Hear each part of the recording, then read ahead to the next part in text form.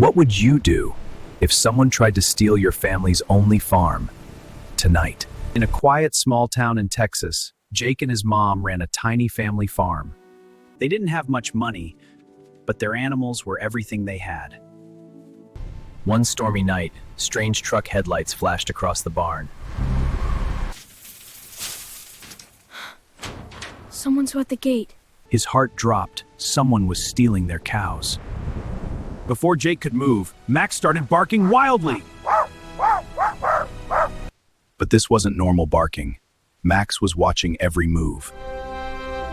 The thief pushed the cows toward the truck ramp. Suddenly, Max sprinted straight into the storm. In one fearless leap, Max jumped onto the truck.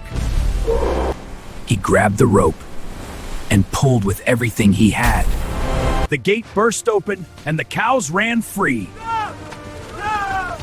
Moments later, police sirens echoed through the night. Sir, step away from the vehicle!